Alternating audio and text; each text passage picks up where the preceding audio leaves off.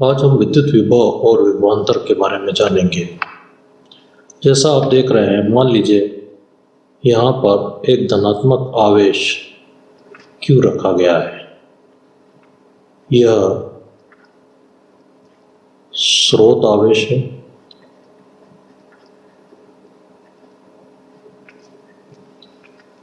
और ये जो नीला क्षेत्र आप देख रहे हैं, ये इस स्रोत आवेश का वैद्युत क्षेत्र है। आप जानते हैं कि किसी भी आवेश का, जो आप देख रहे हैं प्लस Q, वैद्युत क्षेत्र नीले रंग का है। इसका अर्थ क्या होता है? वैद्युत क्षेत्र वह क्षेत्र है, वह एरिया है जहाँ पर यदि हम किसी बिंदु पर, मान लीजिए ये A बिंदु है, यहाँ पर कोई टेस्ट चार्ज धनात्मक Q0 परीक्षण आवेश रखते हैं, तो इस आवेश पर जो बल लगता है, फोर्स, वह 0 नहीं होता है। आप जानते हैं कूलम के नियम से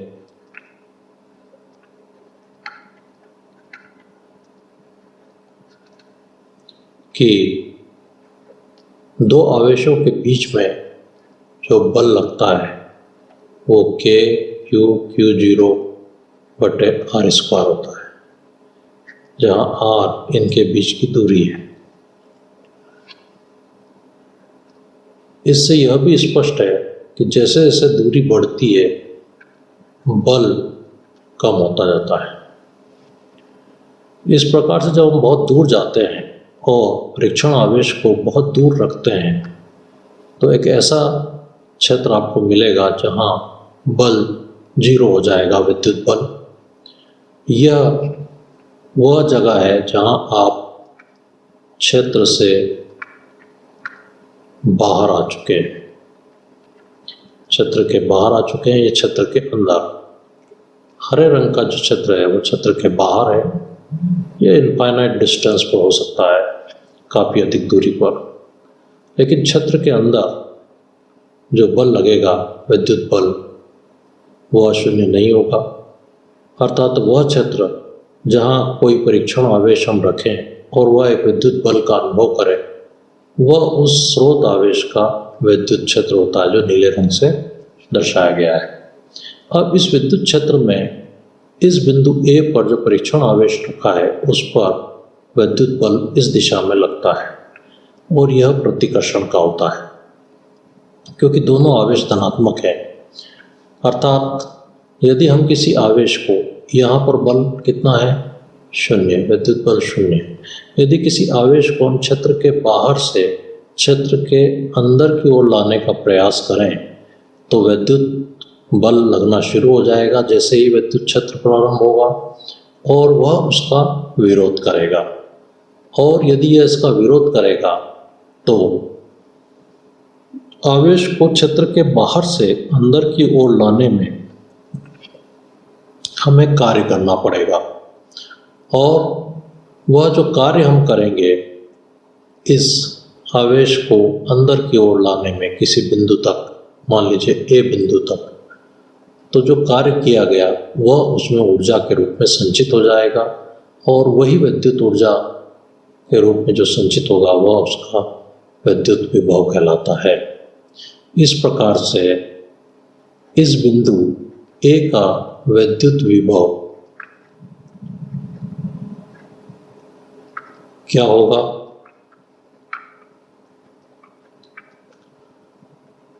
अनंत दूरी, अर्थात क्षेत्र के, विद्युत क्षेत्र के बाहर से उस बिंदु A तक लाने में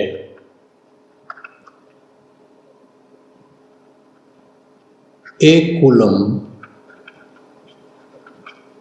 धनात्मक आवेश को उस बिंदु तक लाने में जो कार्य करना होगा वह उसका विद्युत विभव कहलाएगा। इस प्रकार से मान लीजिए Q0 आवेश को यहाँ तक A बिंदु तक लाने में W कार्य करना पड़े तो 1 कूलम आवेश को लाने में कितना कार्य करना होगा? W/Q0, जो उसका उस बिंदु का विद्युत विभव कहलाएगा। इस प्रकार से बिंदु A का विद्युत विभव अनंत दूरी से किए गए कार्य या खर्च की गई ऊर्जा प्रति आवेश ही उसका विद्युत विभव कहलाता है। इस विद्युत विभव की जो SI इकाई है वह 1 वोल्ट है और 1 वोल्ट बराबर होता है 1 जूल बटे 1 कूलम। अर्थात यदि क्षेत्र के बाहर से 1 कूलम आवेश को लाने में 1 जूल कार्य करना पड़े इस बिंदु तक, तो इस बिंदु का विभव 1 वोल्ट कहलाएगा। यह 1 वोल्ट की परिभाषा है। अब विभवांतर क्या होगा, इसको समझेंगे। विभवांतर इस बिंदु तक लाने में जो कार्य किया गया वह उसका विद्युत विभव है VA। मान लीजिए एक और बिंदु हम ले लेते हैं B, तो अनंत दूरी मतलब क्षेत्र के बाहर से यहाँ तक लाने में, B तक लाने में जो कार्य होगा वह A तक लाने में किए गए कार्य से अधिक होगा और B तक लाने में जो कार्य होगा इसका विद्युत विभव VA है तो इसका विद्युत विभव VB होगा। तो VA क्या हो गया? A तक लाने में किया गया कार्य और VB क्या हो गया? B तक लाने में किया गया कार्य। इस प्रकार से हम देख रहे हैं क्योंकि यह विरोध कर रहा है तो B तक लाने में अधिक कार्य करना होगा, इसलिए VB का मान VA से अधिक होगा। इस प्रकार इन दो बिंदुओं के बीच में एक विभवांतर उत्पन्न हो जाएगा जो VB माइनस VA होगा। अब इसका मान कितना होगा? तो इसका मान विभवांतर है। इस प्रकार से विभवांतर delta V equal to W/Q0, जहाँ पर ये जो W है यह +1 कूलम आवेश को कम विभव वाले बिंदु A से B तक लाने में किए गए कार्य के बराबर है, किए गए कार्य के बराबर है।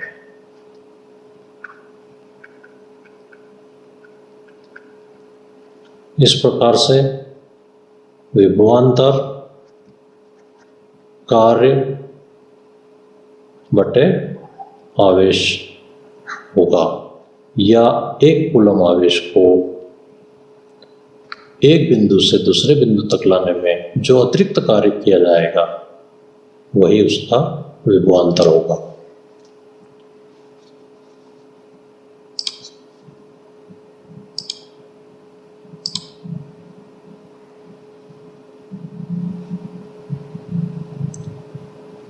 अब विद्युत विभव और विभवांतर को हम एक एनालॉजी के द्वारा समझने की कोशिश करेंगे। विद्युत विभवांतर जैसा आपने समझा है, यह संचित ऊर्जा है जो आवेशों को वहन करने या चलाने में सक्षम है। अगर आप यहाँ देखें तो एक पानी की टंकी ऊंचाई पर रखी है, वाटर टैंक। यदि इसका टैप ऑन किया जाए तो पानी नीचे की तरफ बहता है। ऐसा क्यों होता है? क्योंकि जल का प्रवाह क्यों हो रहा है? क्योंकि उच्च दाब या स्तर से निम्न दाब या स्तर के क्षेत्र में इस प्रकार से स्तर या दाब का अंतर होने के कारण प्रवाह हो रहा है। इसी प्रकार से अगर आप यहाँ देखें तो यह एक सेल है। इस सेल में अधिक विभव का बिंदु धनावेश, कम विभव का बिंदु ऋणावेश है। इस प्रकार से विभव का अंतर का निर्माण यह सेल करता है और उच्च विभव से निम्न विभव की ओर आवेश मतलब धनात्मक आवेश का प्रवाह होगा। तो आवेशों का प्रवाह क्यों होगा? क्योंकि विभव का अंतर होगा। पानी का प्रवाह क्यों होगा? क्योंकि स्तर या दाब का अंतर होगा।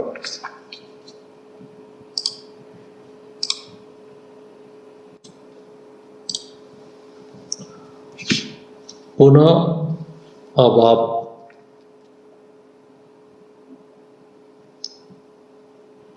विभवांतर के बारे में अब आप समझ चुके हैं। बैटरी या सेल या एसी स्रोत, जैसे यहाँ देख रहे हैं आप 12 वोल्ट की बैटरी लगी हुई है, यह उच्च विभव और यह निम्न विभव का बिंदु है। अर्थात बैटरी विभवांतर को उत्पन्न करती है, बैटरी विभवांतर का स्रोत है, सेल विभवांतर का स्रोत है, एसी मेंस जो घरों में हम यूज करते हैं वो विभवांतर का स्रोत है। जैसे ही हम स्विच को ऑन करेंगे तो उच्च विभव से निम्न विभव की ओर धारा का प्रवाह प्रारंभ हो जाएगा और धारा उच्च विभव से निम्न विभव की ओर बहने लगेगी और यह जो बल्ब आप देख रहे हैं प्रकाशमान हो जाएगा। इस प्रकार से बैटरी विभवांतर उत्पन्न करती है और यह आवेशों के प्रवाह को निश्चित करती है और आवेशों का जब प्रवाह होता है,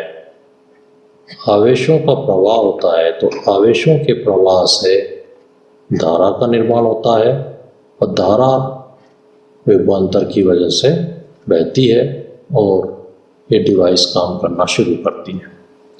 अगर आप यहाँ देखें इस सर्किट में तो एक सेल लगा हुआ है। इस सेल में यह सेल विभवांतर को उत्पन्न करता है। जैसे ही हम स्विच को ऑन करेंगे तो इसके अंदर जो इलेक्ट्रॉन है, चूँकि इलेक्ट्रॉन ऋणात्मक आवेश के होते हैं तो वो पॉजिटिव बैटरी के पॉजिटिव टर्मिनल की ओर जाएंगे, नेगेटिव से पॉजिटिव की ओर इलेक्ट्रॉनों का प्रवाह होगा। और याद रखें, धारा का प्रवाह की जो दिशा होगी, धारा प्रवाह की दिशा इलेक्ट्रॉनों के प्रवाह के विपरीत होगी, के विपरीत दिशा में होगी। अगर इलेक्ट्रॉन इधर चल रहे हैं तो जो धारा है, यहाँ देखिए धारा का प्रवाह दिखाया गया है वो पॉजिटिव से नेगेटिव की तरफ धारा का प्रवाह होगा। इसलिए धारा का प्रवाह की दिशा इलेक्ट्रॉनों के प्रवाह की दिशा के विपरीत होगी और ये सब होगा क्योंकि दो बिंदुओं के बीच विभवांतर है।